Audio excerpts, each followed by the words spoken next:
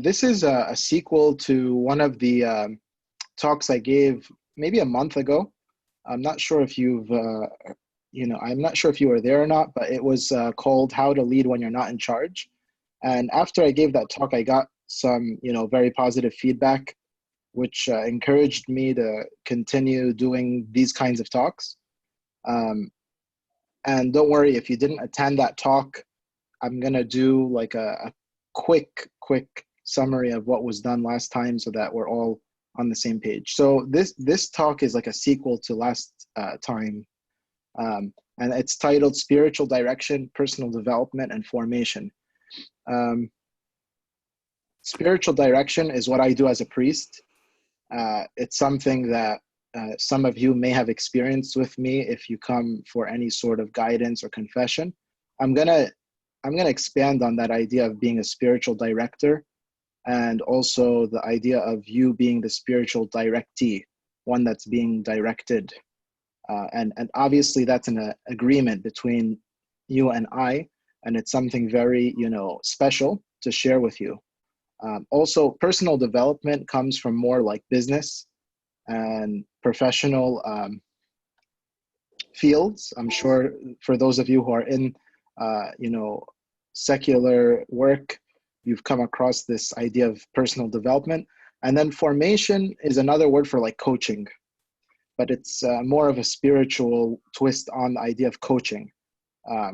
Coaching is a great thing if you've experienced it, especially for those of you who've gotten into any sort of sports.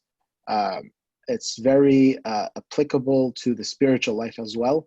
And that's why we call it formation. And it's something I've experienced myself, and I'm going to share with you. So let's just move right into it.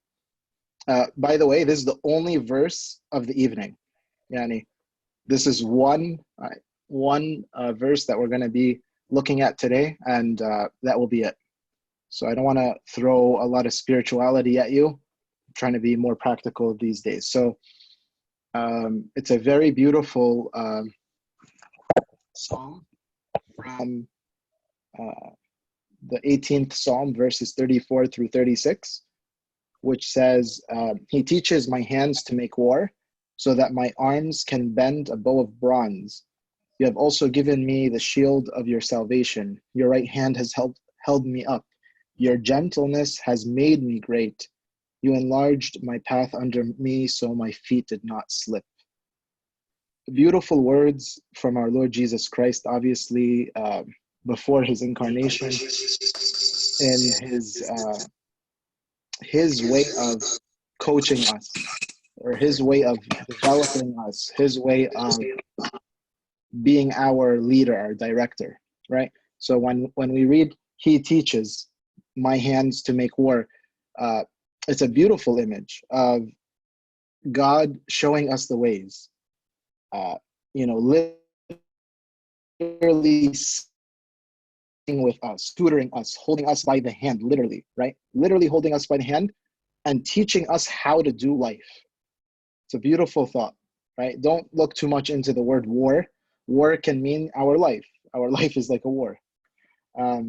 So that my arms can actually bend the bow of bronze, so that I can have the strength to actually do this thing, that God can train me in perfecting that art of life and using the tools that are in life.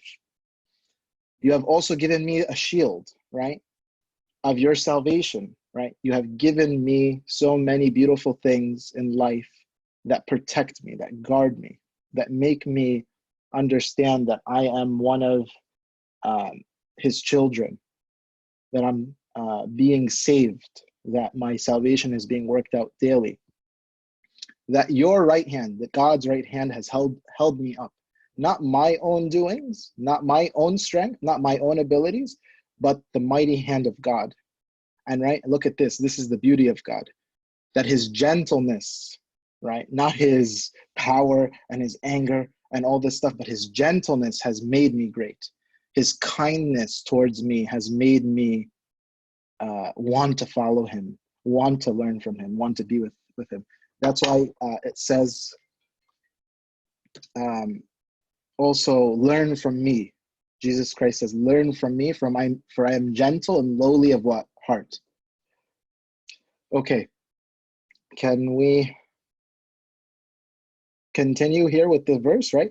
You have enlarged my path under me, so my feet did not what? Slip. Is everyone following? Any comments so far? I just think this is such a beautiful verse that we could even like talk about for a little bit before I jump right in. Abuna, can you give the reference again, please? It's Psalm 18, verse 34 through 36. Thanks. I just want to make sure everybody can see the screen, right? I hope it's not just my face. Yes. Yeah, sorry, I didn't see it. No, I see it now. I just want to make sure. Sorry. It's okay. Thank you for asking. It's okay. So let's continue here. Let's keep going. That's the only verse of the evening, so make sure you savor it. Okay, let's keep going. Next slide.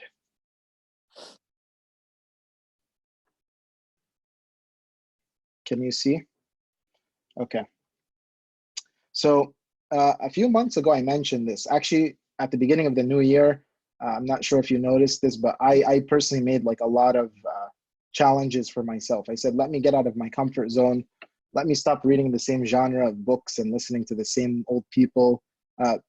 Even though I love that stuff, like I feast on that stuff, but I'm like, you know what?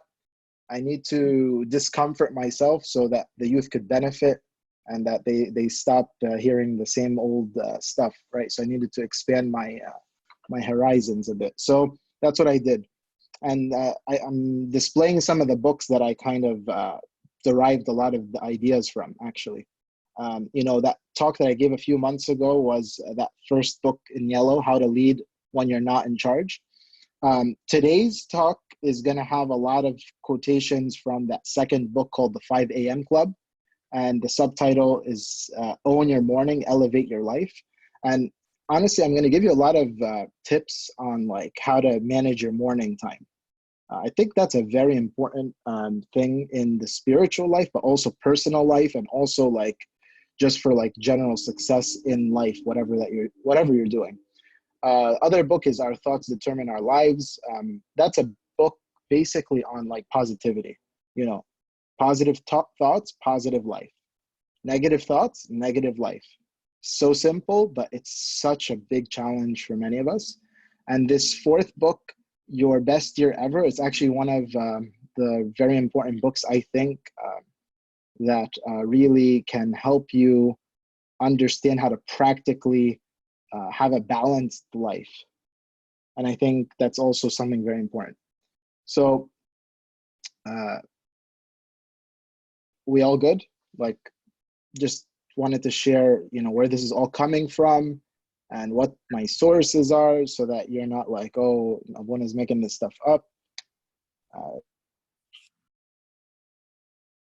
All following. All right, let's keep going. All right, so this is the recap from the past talk that I did. You know, these are just some general headings that I kind of went into detail on last time I spoke, which is, you know, leading yourself.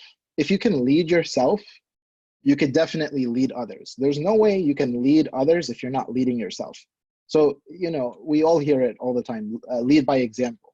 You know, live your life to, it's like live life to your greatest, like live life to the greatest of your ability. And that way people can benefit from you, right? A lot of times we think, just give, even when you don't have anything, right? And then you get kind of tired, burnt out, right? You've got to constantly be being led ourselves so that we could actually lead. You know, the question of reputation came up as well in this book. You know, sometimes we belittle this one, like, oh, I don't care what people think about me. Who cares what people think? But sometimes reputation can be important because it has something to do with what? Influence. If God gave you the blessing of having a good reputation, please take advantage of it, in that you can influence people by what you decide to do, right? So lots of times, I'm sure a lot of things are happening where something is said in the public, but it's like, who said it? Oh, because he said it. There's a weight to that word. There's a weight to that statement because it's backed by a person of reputation or status or authority or whatever you want to call it. So it does matter when it comes to influence, right? So we can take advantage of that. Choosing positivity was another idea in this book. So, it goes with that idea from the book of Your Thoughts Determine Your Life, which is, you have a choice. You could be negative or you could be positive. And, hopefully we're smart enough to be the ones that are constantly trying to be more optimistic, right? I always say this in relationships, but there's always going to be an optimistic person in the relationship, and there's always going to be someone that's the pessimist or the realist, right? And don't worry, you're always going to have life bringing you back down to reality. But it's important to have dreams and vision, right? And shoot for the stars, right? Like they say.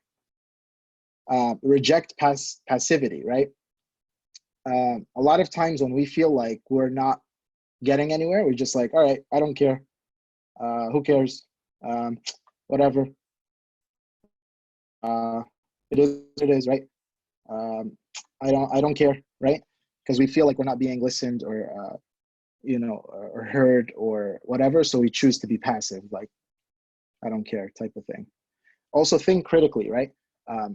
To solve problems, we need to be critical thinkers, right? So when you see problems, don't just be the type to complain and just point out problems, but be someone that offers solutions, that thinks deeply, that's intelligent in solving problems. How to challenge authority, right? This is a big one, right? It's like the most important thing about this one is being respectful and loving, because sometimes we say just put your head down, don't get involved, it's not your place, and things like that.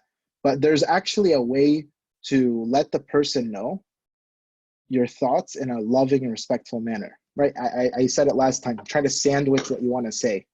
Start off with something nice, say what you want to say in the middle, and then end it with something nice at the end so that it's acceptable. Okay.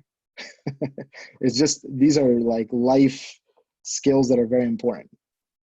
Okay. And then love is the greatest quality of a leader, right? At the end of the day, we're doing Christian leadership here, right? It's not about ruling with an iron fist and having authority and power and yelling and screaming and saying what your position, your rank, your status, your whatever, but saying, I love you, I'm laying down my life for you as a friend. And that's what Christ says is the greatest form of love, right? And that's what I hope we take from all of this. Any questions on that or comments? No, I want to add one thing. I think you brought up being passive, and I think like when we say like I don't really care, I don't care what happens. I think it's kind of like a cop out to life, right? Because we're worried about we're passive oftentimes because we're worried about taking a risk and getting rejected, it not working out, saying no, not getting a result that we want. And you see like the greatest leaders, the greatest, just people in the world that are able to kind of take risks and just, if you get a no in anything, right, then great, at least you tried it, right? And I think it's people that are able to kind of like take risks like that in whatever it is, right? Professional life, social life, personal life, whatever it is, being able to kind of put yourself out there and accept it not working out for whatever reason, that actually end up reaping the most. Awesome. Yeah. Stop copping out.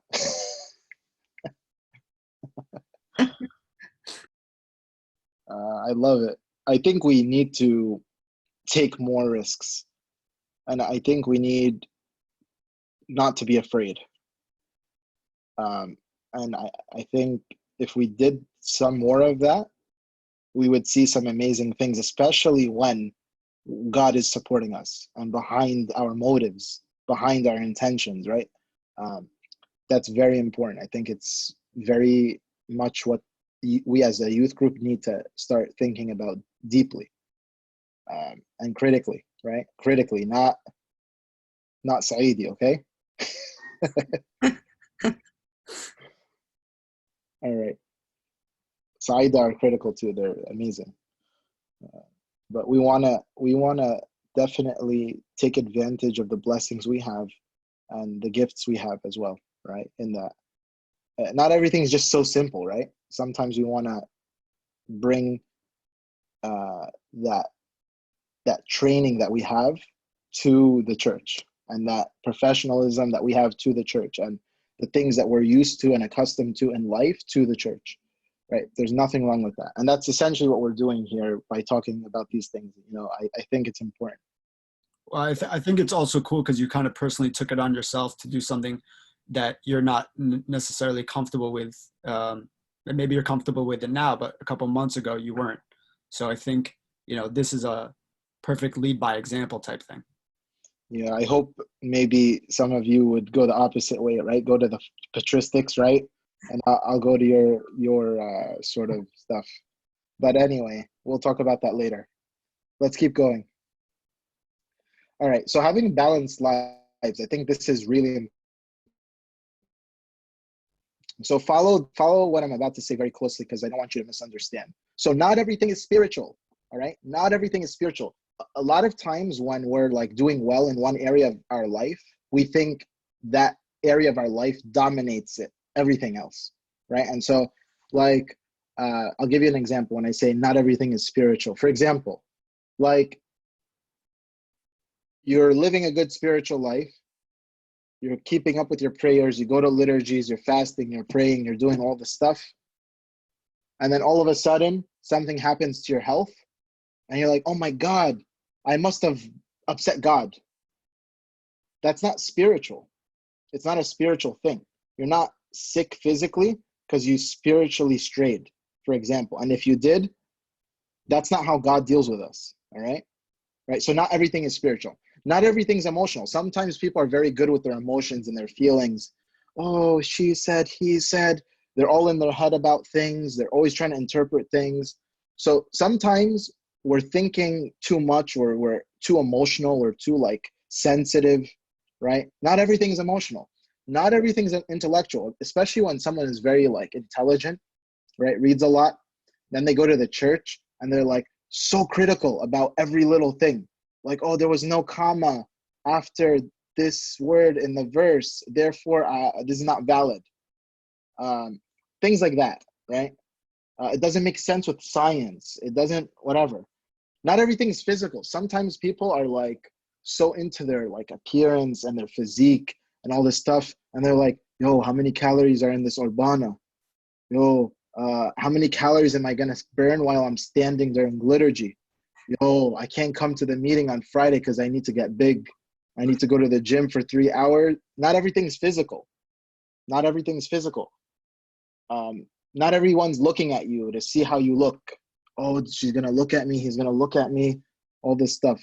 All right. So sometimes we're so occupied with the one thing that we have going for ourselves, right? And then it takes over every other area of our life, right? And we confuse things, right? So that's what I'm trying to say there in that first bullet. Don't put yourself in these compartments. Don't say, I'm physical, I'm spiritual, I'm this or that. You are all these things together at the same time, okay? The more you know how to achieve balance in all your life domains, and I'm going to get into that, the more wholesome of a life you live, all right? We want to live full, holistic lives. We want to live life to the fullest as God blessed us with all these things, right? We want to take advantage of these gifts and talents God gave us. We want to glorify God with all these things together at the same time. We don't want to be just like these, fragmented people, or these fake people that have this like one thing going for them, and it's just so like, it's so obnoxiously pushy, okay? We want to be more balanced. Obviously, we want to lead by conviction, and we want to believe very much. We want to be those kinds of people that leads by conviction, and we want to be people that really believe in what we do, obviously, but try to stretch yourself a little in your weaker areas, right? So I want you to get something out of this as well, which is, I do believe the ultimate goal is spiritual though, right? So we could have a whole bunch of goals in all these areas of life, but all of this is to achieve the ultimate goal, spiritual, life with God. So what I'm trying to say is these other areas of our life both determine and supplement a spiritual life. Let's keep going. Any questions, comments? Any questions or comments so far? All right, this is where we get into more practical stuff. All right, you see this, do you see this white document on the right called life domains in the PowerPoint? Do you guys see that? Yes. All right, so let me just say something.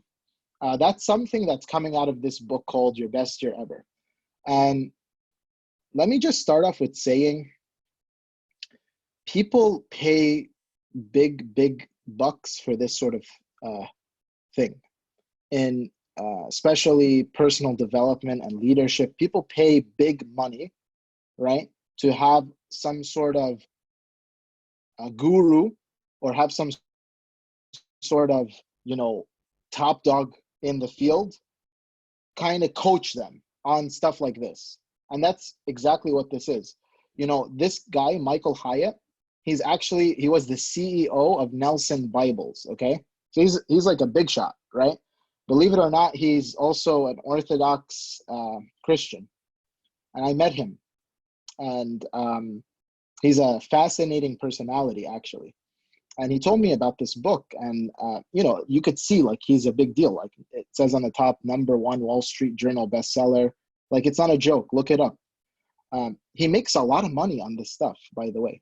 He makes a lot of money. Like, you know how you pay subscriptions for things and like, join my plan and you're going to see some big stuff in your life. Well, I basically took it upon myself, right, to pull this idea out of his book and like just do it on my own, right?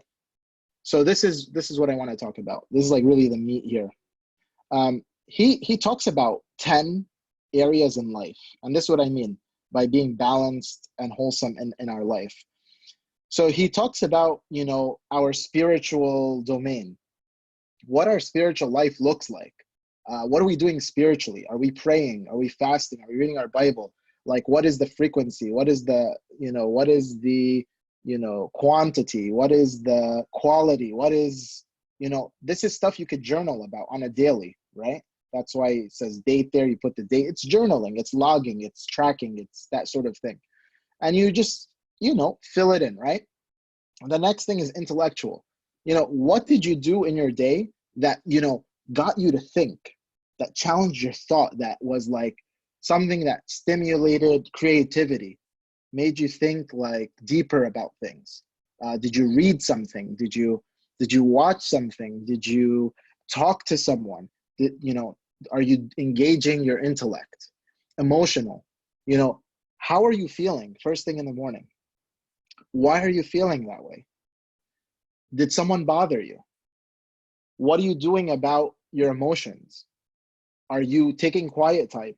Are you meditating? Are you praying? Right? That's tracking your emotions, right? Are you seeking help from a counselor?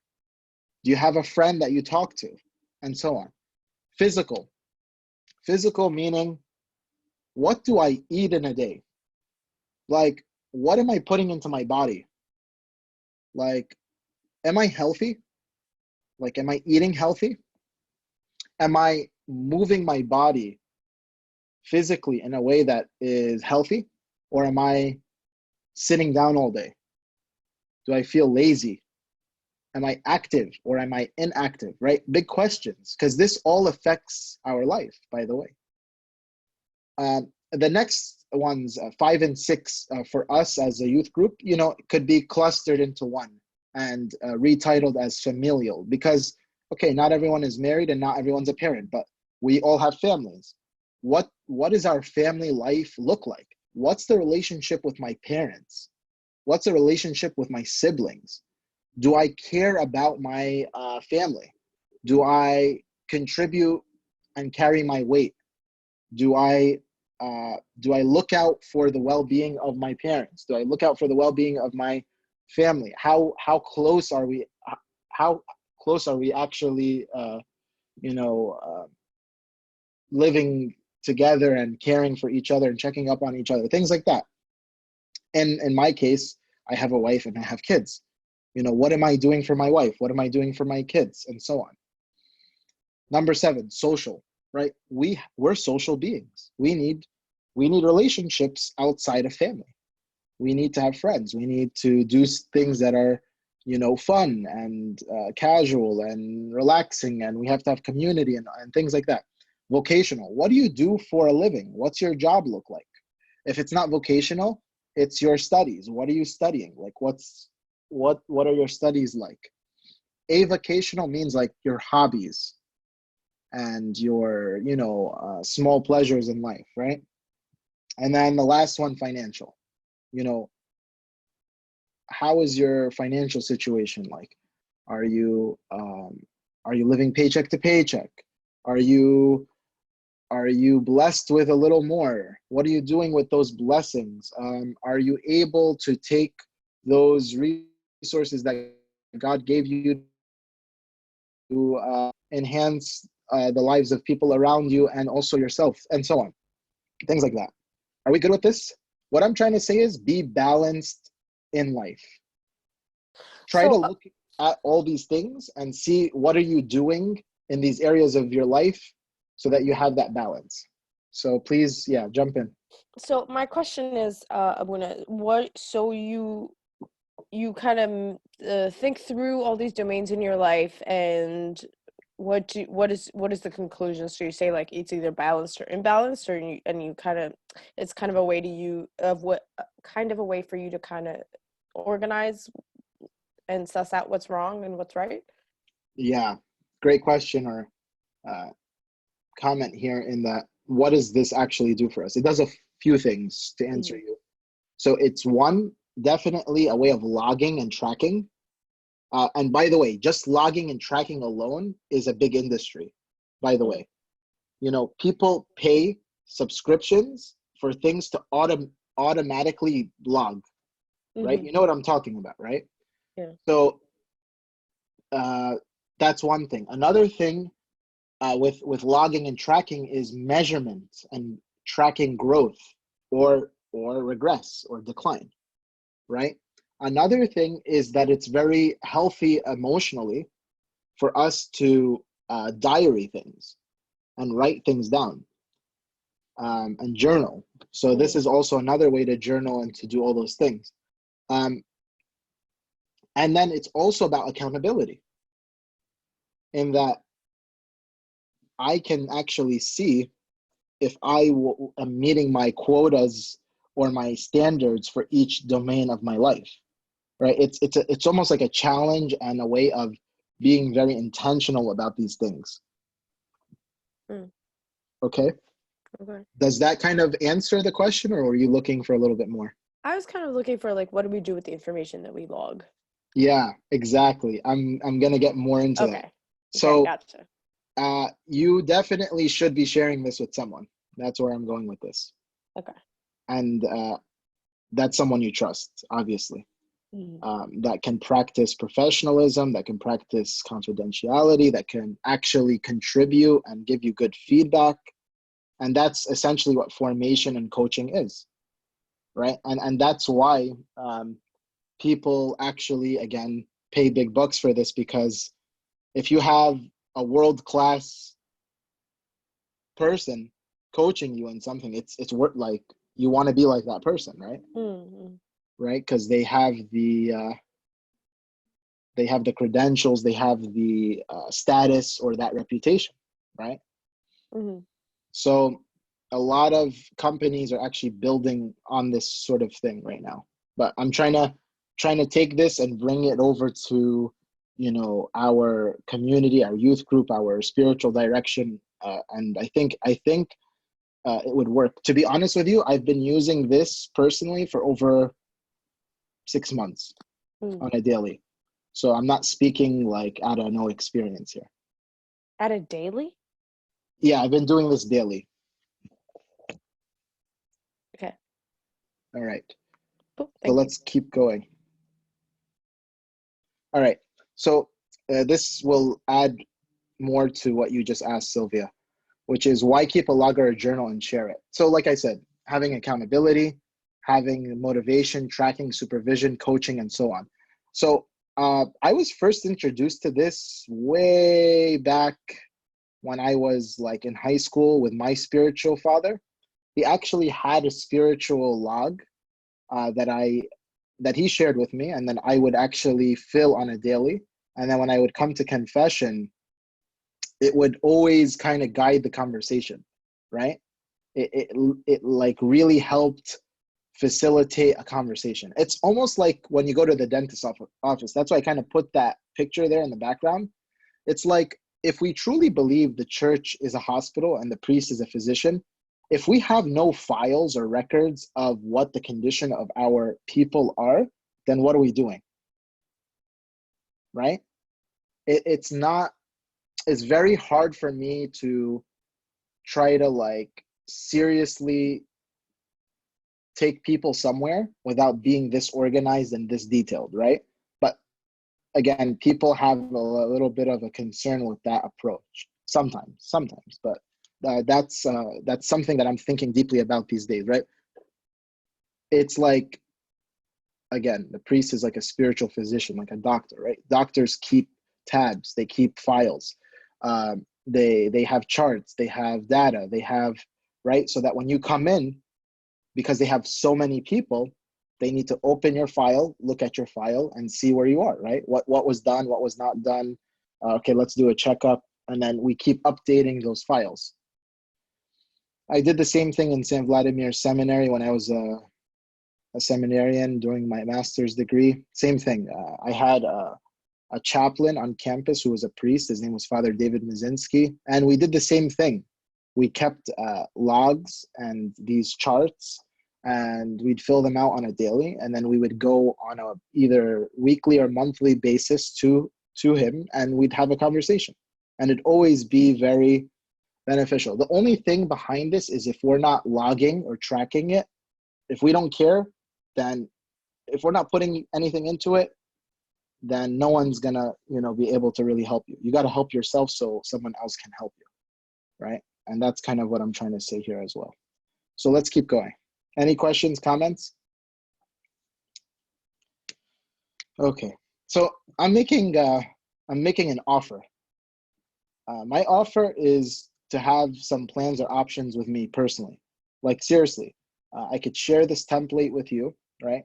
And you can fill it out on a daily, weekly, or monthly, and choose a plan. Choose something that works for you, right? And I would provide you with some feedback, right? And you could take it with a grain of salt. You could seek other expert advice. It doesn't matter. This is more for you than it is for me, right? This is not me trying to get information on you, right? That's the last thing I want, all right? But it's really about you, and it's how much you invest in yourself, okay? So I just hope you understand it that way. But again, I've been very excited about kind of talking to you guys about this because it's something I'm practicing. So it's coming from a place of practice and not just like, theory. So let's keep going. I'm almost done, by the way. All right. Do you know who these people are? Anyone? Stephen King, and then I don't know the other person. All right. Sylvia.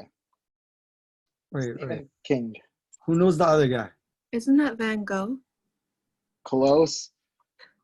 Picasso. Picasso. Close. Leonardo Da Da Vinci. Vinci. Michelangelo.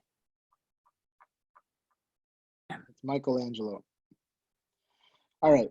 So I'm going to try to get really inspirational with you guys right now. All right. why am I showing you these guys? Let me just tell you that these guys suffered, okay, some serious stuff before becoming legendary, okay? Like Stephen King to the right. Stephen King to the right, he wrote the manuscript to his first book. I forgot what it was called, but if you really care, look it up, okay? And the publisher that he sent it to told him it was trash. It was garbage. So Stephen King literally did what they said. He literally took this manuscript of writing and threw it in the garbage. Then his wife noticed it was in the garbage. She picked it up, okay? She read it and she said, "This is brilliant." Okay? Someone told him something positive. And so he worked with it a little bit more, and that is basically one of like his first most amazing, publications. Same thing with Michelangelo. People were like challenging him so hard in the beginning. They were like, "You're terrible. You cannot paint for your life. Like change your your hobby. Do something different." But he persisted. He was resilient. He was not going to give up. Why am I showing you this? Because a lot of times we just quit. We just give up. We're like, I can't be this. I can't be that. We are taught to think very little or low of ourselves, right? We always say we can't. We have fears. We think we're not worthy. We're not good enough. We're not able to. People are in my way. We make like a billion excuses. But the reality is, if you are persistent, you can succeed. And I think these people showcase that very well. Let's keep going. I'm almost done. Almost done. All right. So these are some of the ideas from this book. These are all quotations, okay, from this book. I thought these quotes were really cool for me. So I'm like, okay, like maybe they're going to be cool and inspirational for you guys. So the whole point of this book is like taking advantage of your morning to make that spiritual, professional, personal growth happen, or your formation or coaching or whatever you want to call it to happen. So one thing that's very essential is that you own your morning. And that means getting up early. But that also means sleeping early so that you get enough sleep. So I'm just going to quickly read some of these quotes. Your magnificence is limited by comfort and convenience. When you're just trying to live a comfortable, convenient life, that's what's holding you back. If everything is about convenience and comfort, you're not going to do anything big in life. You're not challenged. You're just okay with being relaxed. When you impose stress, you become great. You become powerful. You become stronger. When you inflict healthy stress upon yourself, you become stretched and formed. So when I first started the seminary, Father John Baer, the dean, he was like, you know what you're here for? We're here to break you and then build you. Guys, if we want to do something really good for ourselves, we have to understand how to be broken properly and then rebuilt. Just like we want to get big physically. Like literally, you need to break your muscles so that they could rebuild bigger. You want to build your spirituality, break it down, and then rebuild it so it could come up bigger. You want to be a new creation, literally break yourself every day and then rebuild. Always say, I don't know anything. I'm starting new. I'm starting fresh. I'm starting over with every life domain. Don't say, oh, I got experience. Oh, I got this. I'm good. I've been doing this for years. Every day say, I don't know, and start over and see where that takes you. I wanted to just ask something about that. I wonder why we we do that with so many different things, typically with school, careers, and things like that. But we have a really hard time doing that with our spiritual lives. It might be because we don't see the payoff, or the payoff is too far. But it is very interesting that we kind of just stop really short on our spiritual life when we typically don't do that with a lot of things. I know everybody in this chat is pretty ambitious and is going after a bunch of different things. So, it's pretty interesting that, that doesn't reflect in our own spiritual lives most of the time. Yeah. You're right. A lot of times we're able to do this in other areas, but not the spiritual life. For some reason, we all think like, oh, we heard this before. This is old. But how many times are things so repetitive in every other area of life? Life is so repetitive, but it just keeps going and we keep enjoying it, right? Some of the most amazing things in life are going to be so repetitive. And I don't know why it is when it comes to church that when things are kind of repeated, we get frustrated. Oh, I don't like this. It's old. It's not about old. It's about we're not in the mindset that we need to be in. All right, let's keep going. Nothing is wrong with me at this moment, guys. Your fears are stronger than your faith, right? A lot of times we're like, the world is ending. It's over. Everything's collapsing. Right? And that's all fear. Because fear is, overloading your life. It's consuming your thoughts. So there's no faith. You don't see faith. You're blind to everything that is holy. You're blind to everything that's good. Do this practice, guys. And it's so simple. You buy a car, right? Right? Say it's like a Nissan Altima.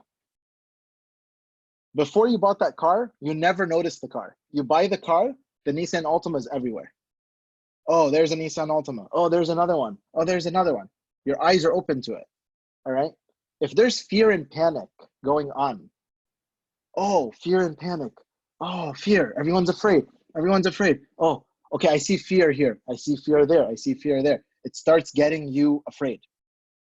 But when you expose yourself to more faithful things, you start seeing positive, holy, good things everywhere. You get it? I think that's so important. Also, the place where your greatest discomfort lies is where your greatest joy live. Okay? A lot of times we're like, I need to get away from this. This stinks. This is the worst. But at the same time, it's a love-hate thing. Like, it's so hard to explain, right? And for those reasons, we choose to remain where we are, and we choose to stay in the work that God has put in front of us to do. It's in that grind. It's in that discipline. It's in that difficulty that we find a lot of pleasure and joy. So world class begins where your comfort ends. You want to be great? You want to be world class? Stop trying to think about your comfort. Another quote: have the audacity to become your best. You got to be ridiculous. You got to be like crazy about your dreams. You got to have vision. You have to think big. You have to shoot high, so that when you don't make it, you still land somewhere pretty good. Okay? So have big goals and dreams. Okay? Don't listen to people telling you you can't do it. You won't do it. All right? It is not the critic who counts, but the one who is in the arena doing the work. At least they die while trying. All right? Don't be spectators, guys. I keep saying this a lot. Don't be spectators. I said this like maybe a year ago, and people got really pissed at me. Oh, Boone is calling us out. Oh, he's alluding to stuff. No. That's, again, let me correct. A lot of times these things are very general. Take them the way you want to take them, right? Everyone is going to think I'm speaking about them right now, right? Because when we speak in general terms, yeah, it touches a soft spot that we don't want to, face. Again, stop being a spectator. Stop just commenting and complaining. Start doing things. Pick things up. Start doing things. Stop just saying, oh, they should, he should, they should. Say, I should, I will. I'm gonna go down there and help. Right? Be someone that's in the arena. Don't just sit in the, you know, the mezzanine and just look down at people and just make comments. It's better to die trying than to make comments. One who sweats more in training bleeds less in war. I love that one. Right? Work hard so that it's not painful in the end, guys. Right? Your daily struggle pays off at the end. Self-education is the only education there is, right? We all went through formal training. How theoretical was that? Very theoretical. Then you get into life, and then you're like, what the heck did they teach me? Did they even teach me anything? Because life is trial and error. We're just not experiencing life. We're just reading about life. We're living life through other people. Like a vicarious type of living. Through you or through him, through people we want to be like. And the last thing, climb mountains in the morning, right? Do big, hard things in the morning. Get the most difficult tasks out in the morning. Read your Bible in the morning. Pray in the morning. Exercise in the morning. Do the hard things in the morning. Do that, and then by the end of the day, you're going to be like at ease. You're going to be like, you're going to exhale. Last slide. Yeah, question, comment? Yeah, just one thing about one of the quotes you said, the place where your greatest discomfort lie, your greatest joys live. I think that's very applicable to service, right? Where, you know, service is not always the most comfortable thing you can be doing. It's not always the thing you want to be doing, but it's also, you know, it's service, right? Like that's where ultimately you find such great joys, even though it can be taxing, tiring, it could be sacrificial, it could be exhausting. And I think we oftentimes we do service that is convenient for us. And ultimately we don't find the greatest joy from that because honestly, it was convenient. It was easy. But you find really, you find the things that really mean the most when it's actually more difficult and you're more sacrificial in the service. Yeah, so I really like that quote. I thought it rang really true to the service aspect. Yeah, let me make a comment on that. And I find this super interesting and amazing. You know, a lot of these big shots of these, like, you know, all these books, they're big shots. They're like CEOs and all this stuff. If you look into them.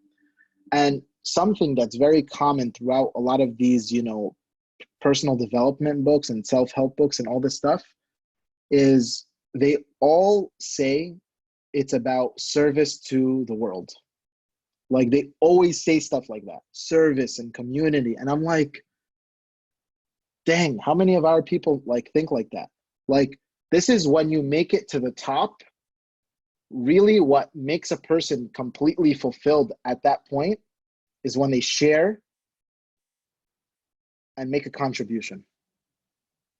Like literally, if we are the most blessed of all people, and that's our faith, that we are blessed and that we have a treasure, we have a huge responsibility towards everyone in the world in the gifts that God has blessed us with, and that we have the biggest desire to share with the world that good news, share with the world the hope that's in us, the life that is in us, that the world is hungry, longing, and dying for.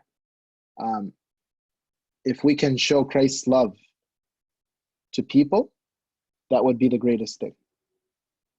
And our lives wouldn't be so empty and selfish and just about us, but about other people. When you see someone else come to the knowledge and the realization of God and salvation is probably the greatest joy. We need to do more of that. Hopefully, we get there together and that we do those kinds of things. Let's just put up that last slide. I'm pretty much done here. I know you guys have been listening and this whole time, so it's been hard. Can we get that last slide up? Do you see it? Do you guys see the last slide? Yes. It's the one, if you want to start. Yeah. It's All up. right. All right, there we go. So it's something that I want to be practical with. You want to start? Okay, I can only help you as much as you want to help yourself, okay? You want to reach out to me, please do. I will share that template with you, okay? That template with the life domains, and we can take it from there. We can make a plan with each other. If you want to do it like daily, if you want to do it weekly, if you want to do it monthly, and we could start, and we could work on it. And anytime, we could change. It doesn't have to be like, it's not a commitment, like if it's not working for you, we'll just shred it, put it through the shredder, or we'll just delete it off of our devices or whatever. Again, it's up to you.